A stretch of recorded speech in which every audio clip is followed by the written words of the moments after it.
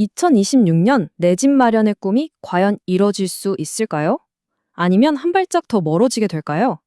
오늘은 주택산업연구원의 최신 데이터를 바탕으로 그 미래를 한번 같이 들여다보겠습니다.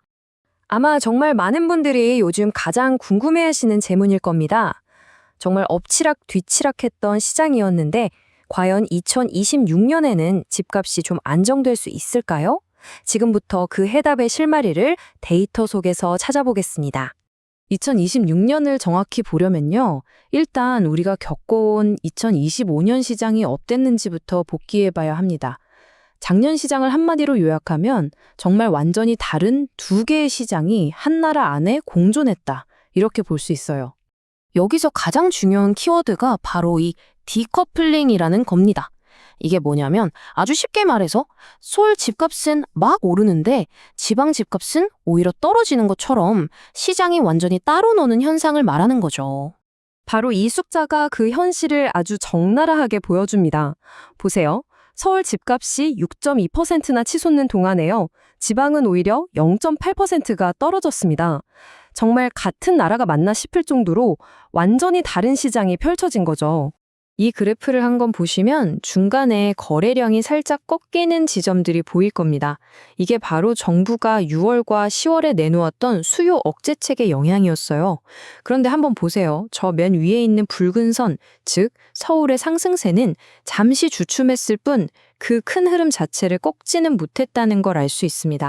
자, 그럼 2025년의 상황은 이 정도로 정리하고요.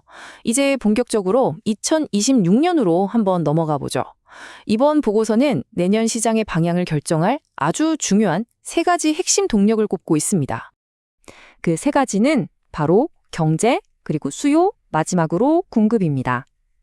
이 세 가지 변수가 서로 어떻게 얽히고 설키면서 영향을 주느냐에 따라서 2026년 우리 시장의 모습이 결정될 겁니다. 73만 7천 명. 이 숫자가 뭘 의미할까요? 바로 2026년에 만 30세가 되어서 본격적으로 내 집 마련을 고민하게 될 사람들의 수입니다. 시장이 아무리 불안해도 이처럼 탄탄한 잠재 수요가 시장의 바닥을 든든하게 받치고 있다는 뜻이죠. 공급 쪽은 이야기가 좀 더 복잡합니다. 우리가 살게 될 집 한 채가 시장에 나오려면 보통 이런 단계를 거치는데요. 여기서 중요한 건 오늘 인허가를 받았다고 해서 내일 바로 입주할 수 있는 게 아니라는 점입니다. 실제 준공까지는 몇 년이라는 시간이 걸리죠. 다시 말해 지금의 공급 부족은 사실 몇 년 전에 이미 예고된 일이라는 겁니다. 그리고 그 예고된 미래가 바로 이 그래프에 그대로 담겨 있습니다. 2026년에 새로 입주할 아파트 물량이 지난 10년 평균의 절반을 조금 넘는 수준이에요. 그야말로 공급 절벽이라는 말이 현실로 다가온 겁니다. 자, 그럼 경제 상황은 어떨까요? 다행히도 2025년에 0.9%에 그쳤던 경제 성장률이 2026년에는 2배 수준인 1.8에서 2.1%까지 좋아질 것으로 보입니다. 경제가 살아나면 당연히 사람들의 구매력도 커지니까 이건 주택시장에는 분명 긍정적인 신호죠.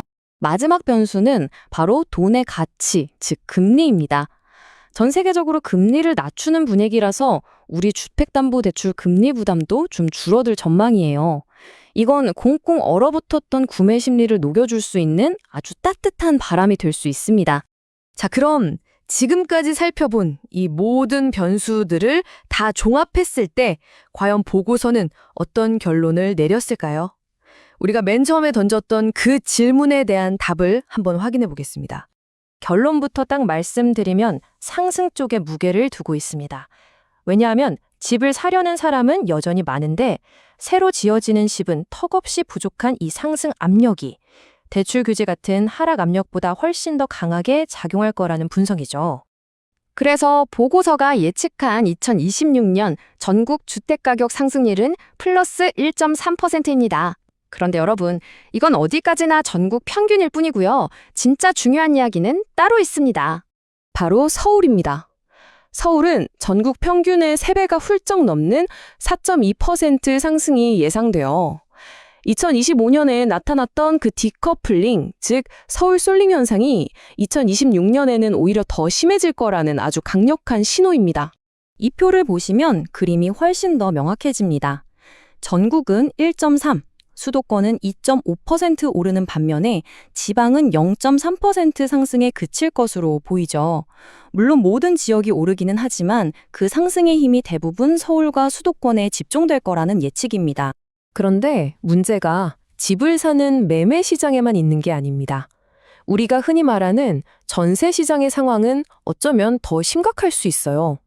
공급 부족의 충격을 더 직접적으로 받기 때문에 전세 가격이 매매 가격보다 훨씬 더 가파르게 오를 수 있다는 분석이 나옵니다.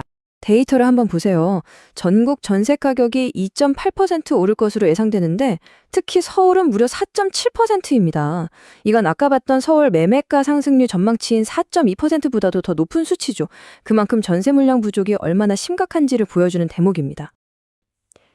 자, 그럼 오늘 살펴본 내용의 핵심만 다시 한번 정리해보고 우리가 앞으로 무엇을 더 눈여겨봐야 할지 짚어보면서 마무리하겠습니다.